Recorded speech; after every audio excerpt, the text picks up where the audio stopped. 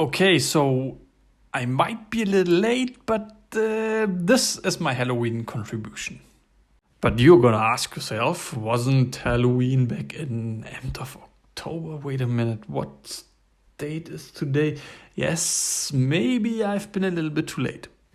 I had things to do like... Okay, let's get started with the video. This one was intended as an innocent Halloween/office drawing, and somehow I got sidetracked into a metaphysical analysis of working culture and sense and no sense of working all together. Somehow I got lost. But bear with me here, alongside all the wondering and exploration, there are some useful tips and insights I want to share with you guys.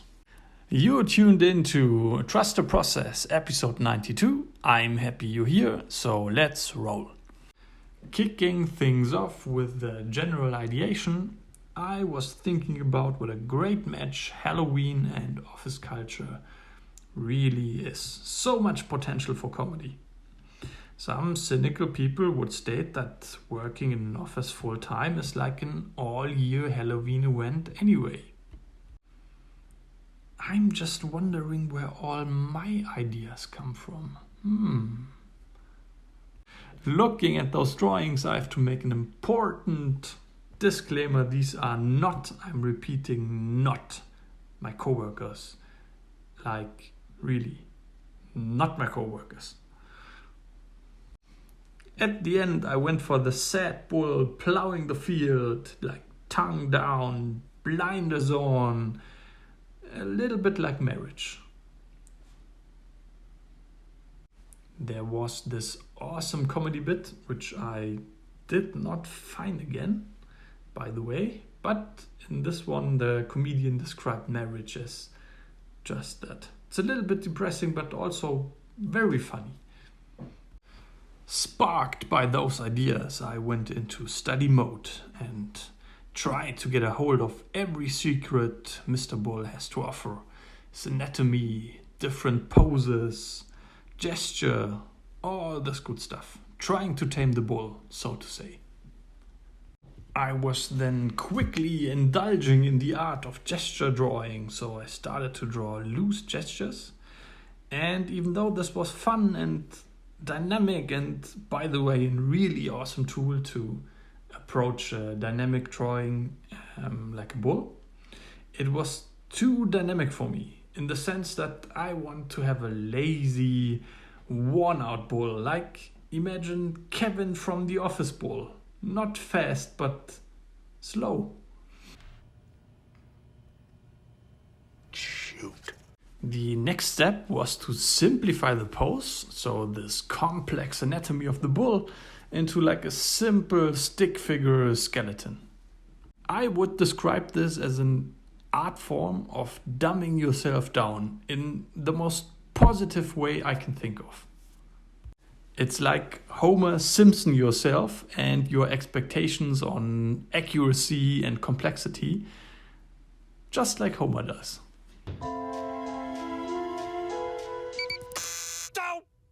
The next act of taming the bull was to do an exercise called thumbnailing. This basically forces yourself to summarize your picture. In doing so, it helps you to iterate more quickly and it helps you to not get sidetracked. Which, by the way, is my secret superpower, in case you didn't know. This is like not watching the whole Titanic movie, which takes like forever. But to simplify, dumb it down into, and now spoiler alert, it sinks.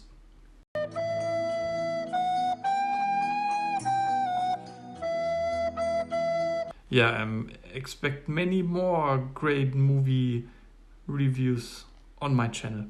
Okay, bye. In this one, I was mainly focusing on perspective iteration. So I explored every possible way the viewer's eye or the virtual camera could be placed. Like every angle, so yeah, I mean, yes, also this angle. Kind of embarrassing. Next, I tried my secret super weapon in the fight against the bull, which was inventing anatomy. To be more specific, bones. And to be honest, I'm not really sure how helpful this one is. It sure was a lot of fun. I'm clearly not suggesting that you should not learn your anatomy. I'm just saying this could be an exercise to loosen up the whole experience for you and make it a little bit more fun. It's really interesting for me to see how lazy our brain is in fact-checking those bones, like in contrast to fact-checking faces or facial expressions. If something's off in this category, your brain will notice immediately, whereas those bones you're pretty much free to do nearly or almost everything you want. It's basically like this Office episode where they're testing Stanley how much he notices his environment.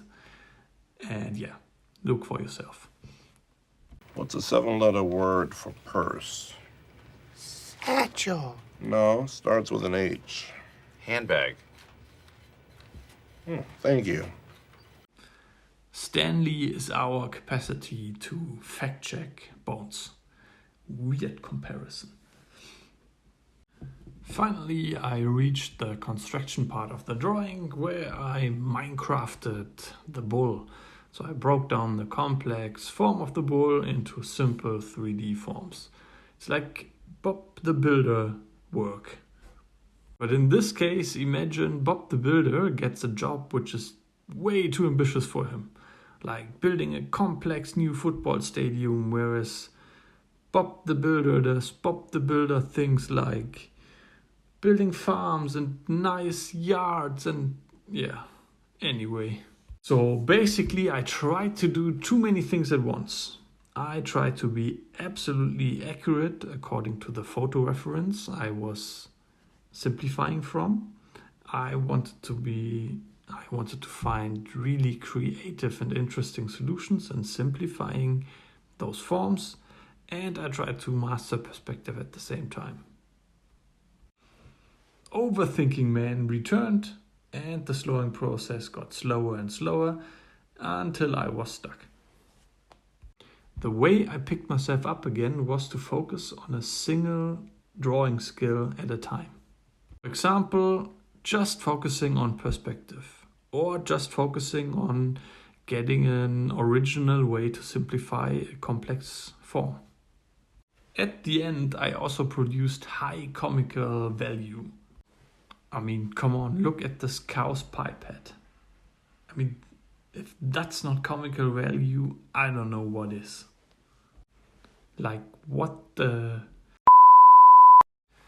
After having survived the construction stage, I felt confident enough to do my first scribble. So I got right to it and tried to define form and also tried to change up the line weight to make the drawing look interesting. But after a while looking at my drawing, I realized that my bull kind of looks like those gym rats who are only training arms. So my bull was packed in the shoulder area, but his legs looked like those of a 13-year-old girl. Like, really, man? What are those? And also the shoulder looked more like a second neck and not so much like a shoulder. At the end, I was able to address that with a little bit of additional construction work and going back to the drawing board. Doing a value study is a really helpful tool for setting you up for rendering. It helps you organizing your values and it's all around really recommended. Yes, rendering is this complex topic of the physics of light and how light behaves and this whole scientific model. And because that's way too complex for me, I just did this. And also I drew this extremely realistic shadow, like like it's a block. Approaching the last act of this drawing, I want to share with you guys what really worked well for me here. In this one, I took the approach of doing it instead of thinking of it over and over again.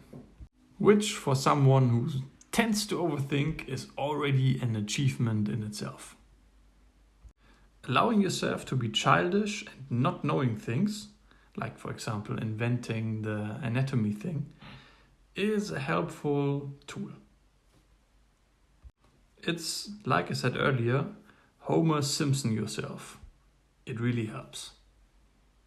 As for the drawing itself, I did some final touch-ups, I did the final line work and also iterating some final details.